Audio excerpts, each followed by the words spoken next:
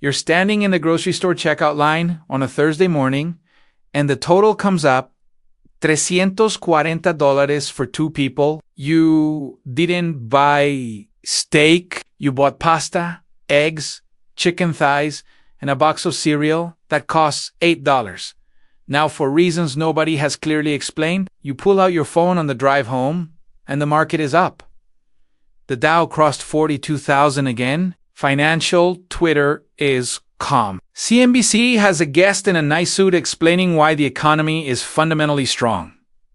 Quick, which one is telling you the truth? The grocery receipt or the stock ticker? If you said the stock ticker, you just made the same mistake that 71% of Americans made in the 6 months before the last 3 recessions, because the stock market has never once accurately predicted a recession before it happened. But there is something that has something quiet, boring, and sitting inside a Federal Reserve database that most people have never heard of. And right now, in 2025, it is flashing the same signal it flashed in 1999, in 2006, and in 2019. It has been right 8 out of 9 times in the last 60 years. And the one time it was wrong, it was only wrong by 4 months. So when people ask whether a 2026 recession is actually coming, the uncomfortable answer is the indicator doesn't care what you think. It doesn't read opinion pieces. It doesn't watch Fed press conferences, and right now it is moving in one direction. My name is Profit Mindset, and this channel exists to give you the financial picture that doesn't get shown between commercials. If you want to understand what this indicator actually is, why it works, what it's saying right now, and the 3 specific moves that protect you, regardless of whether the recession arrives in 2026 or gets delayed, make sure you're subscribed and give this a like, because today we're going through all of it. The history, the math, and the actual playbook. Now, before we name the indicator, we need to be honest about the word recession, because it gets thrown around so loosely that it has basically lost its shape. 2 consecutive quarters of negative GDP growth. That's the technical definition. Sounds clean. Sounds measurable. But here's the problem. The National Bureau of Economic Research, the group that officially calls recessions, uses 8 different data points and has declared recessions that didn't fit the 2-quarter rule and declined to call ones that did. The 2022 period technically hit 2 negative quarters.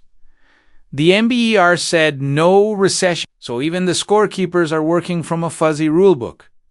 What that means for you is simple. By the time a recession is officially declared, you are already inside it. The average lag between a recession starting and being officially announced is 5 to 7 months. So waiting for the headline is waiting for the rain after you're already soaked, which is exactly why leading indicators exist. Not lagging ones like unemployment or GDP, which confirm what already happened. Leading ones, signals that move before the economy does, and the one we're talking about today is the single most predictive leading indicator in modern economic history. It's called the yield curve inversion. Let me explain this in plain language, because every article about this uses jargon that makes normal people stop reading. When you lend money, you expect to get paid more for lending it longer. If your neighbor asks to borrow $100 for a week, you might charge him nothing. If he asks to borrow it for 10 years, you want interest. A lot of it, because a lot can go wrong in 10 years. That's how lending is supposed to work. Short-term is cheap, long-term is expensive. That's the normal yield curve. Now, imagine the opposite happens. Banks start charging more to lend money for 2 years than for 10 years. Short-term rates are higher than long-term rates.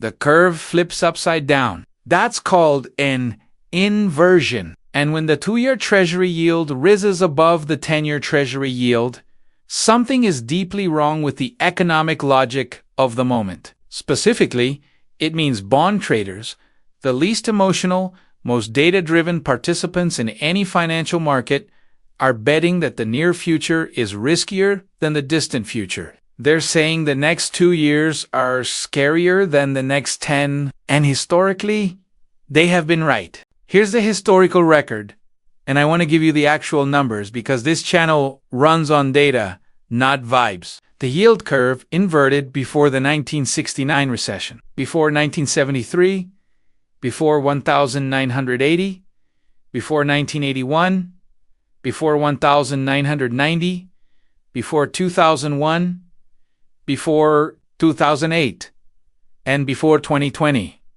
That's 8 confirmed recessions preceded by a yield curve inversion. The one miss was a brief inversion in 1966 that didn't produce a recession, though the economy did slow significantly.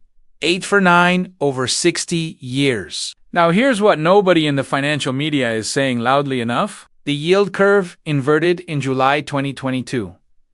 It stayed inverted for the longest stretch in recorded history, 793 days. And it just recently un-inverted, meaning the long-term rates moved back above the short-term rates. And here's the part that should make you sit up straighter. The recession doesn't happen during the inversion. It happens after. Specifically, the average time between the yield curve un-inverting and a recession starting is about 6 to 18 months. The range across all 8 cases sits between 6 months on the short end and 24 months on the long end. The un-inversion happened. The clock is running. Let me take you through the 2 most important cases because pattern recognition only works if you understand why the pattern exists. The yield curve inverts in the summer. Housing is booming. The stock market is at all-time highs. Ben Bernanke, who was about to become Fed chair, said publicly in October 2005 that he didn't think a housing slowdown would seriously harm the broader economy.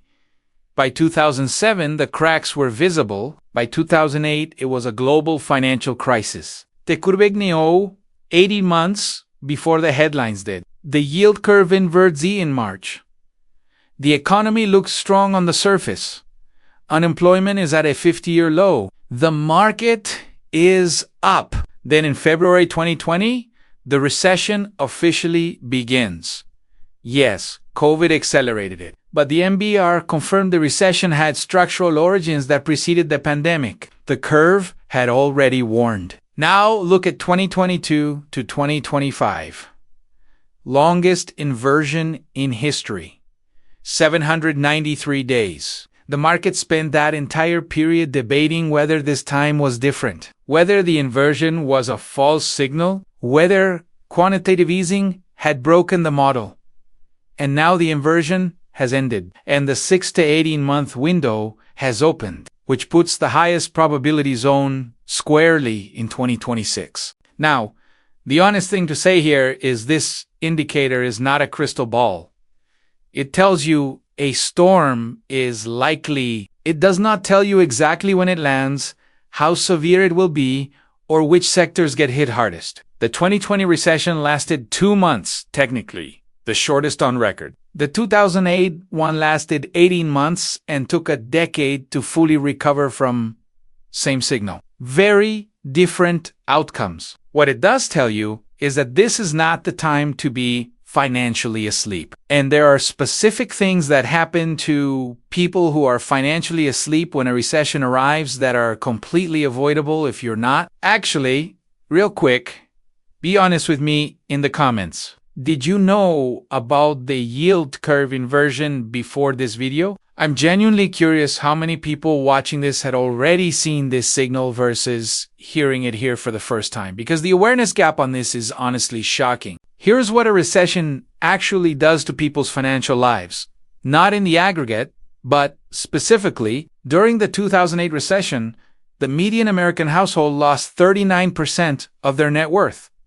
Not investment accounts. Total net worth, including home equity. The unemployment rate peaked at 10%, but the more useful number is that underemployment, people working part-time who wanted full-time, hit 17.2%, and the jobs that disappeared were not evenly distributed.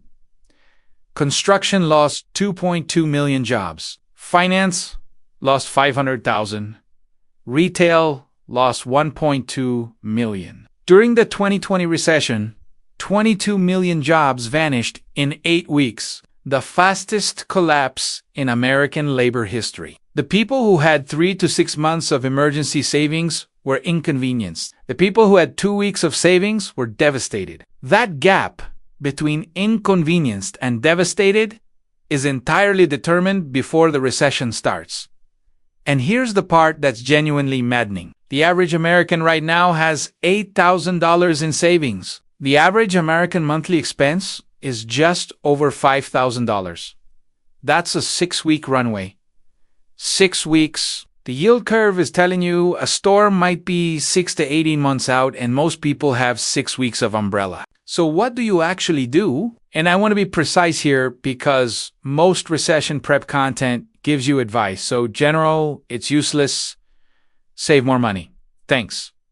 Very helpful. Let me give you the 3 specific moves that the data says actually protect people through economic contractions. In order of priority, move 1, extend your runway to at least 6 months. Not because 6 months is the magic number, because 6 months is the average duration of recession-related unemployment. The median time to find a new job during a recession is 22 weeks. That's 5.5 months. So 6 months of expenses in a high-yield savings account, earning somewhere between 4% and 5% right now, is not being paranoid. It's matching your safety net to the actual statistical risk. The math here is not complicated. If your monthly expenses are $4,000, you need $24,000 in liquid savings. Not invested, not in a CD, with a penalty for early withdrawal, liquid accessible within 48 hours. Every dollar you put toward that number before a recession is worth about $10 in avoided debt, stress, and panic selling during one. Move to audit your income for recession vulnerability. Not all jobs are equal in a downturn. There's 60 years of data on which sectors get hit first, hardest, and longest during recessions. The most vulnerable sectors, historically: construction, manufacturing, discretionary retail, advertising, and financial services. If your income comes from one of these, your personal recession prep needs to be more aggressive than someone in healthcare, utilities, government, or essential consumer goods. But here's the more important question. Does your employer have debt? Because companies with high leverage ratios cut payroll first when credit tightens. A company with 70% DT equity is a different employment risk than one sitting on cash. You can find this in their annual report. It's public information. Most employees have no idea. The people who get laid off first are usually the most surprised. And if your income vulnerability is high, the recession-resistant move isn't necessarily changing jobs immediately. It's building a secondary income stream now while you still have the primary one, so you're not building it under pressure later. The people who survived 2008 and 2020 with the least damage either had recession-proof jobs or had multiple income streams. The ones who had neither and a 6-week runway had the hardest time. Move 3. Position your portfolio for what history says actually happens. And this is where I want to slow down because the instinct most people have is wrong. The instinct is to sell everything and go to cash when a recession looks likely. That feels logical. It is historically expensive. Here's why. The stock market bottoms before the recession ends? Always. In 2009, the market bottomed in March. The recession didn't officially end until June. In 2020, the market bottomed in March and recovered to all-time highs by August, while the economy was still deeply damaged. The people who sold in February 2020 and waited for the all clear bought back in at higher prices than they sold. The people who held and had enough cash to cover expenses didn't need to sell. The difference isn't strategy.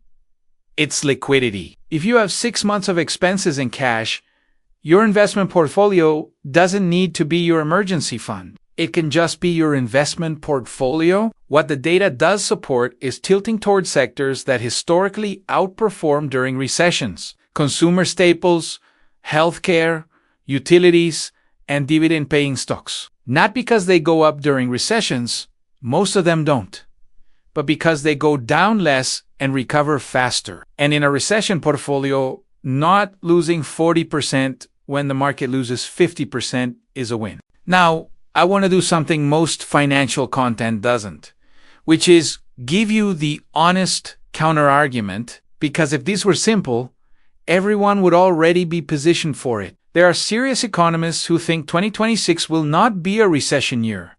Their case is not crazy. The labor market has been more resilient than any post-inversion period in the historical record. AI investment is driving a genuine productivity surge that may cushion the blow. Consumer spending, while slowing, has not collapsed. And fiscal spending from the CHIPS Act, the infrastructure bill, and defense contracts is injecting money into the economy in ways that don't show up cleanly in historical models. I want to flag something here because this channel runs on honesty. The yield curve has an 89% track record. That means it's wrong roughly 11% of the time. If you make every financial decision as if a recession is certain and it doesn't come, you've kept money in a savings account that could have been in the market compounding.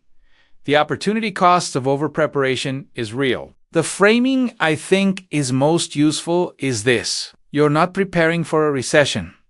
You're reducing your financial fragility. A 6-month emergency fund, a recession-resistant income structure, and a portfolio tilted toward quality. These are good ideas regardless of whether the indicator is right this time. The recession just gives you a reason to do what you probably should have been doing anyway. So, let's land this. The yield curve inversion has predicted 8 out of 9 recessions in the last 60 years. It inverted in July 2022, held for 793 days, the longest inversion in recorded history, and recently the historical window between un-inversion and recession is 6 to 18 months. That window points directly at 2026.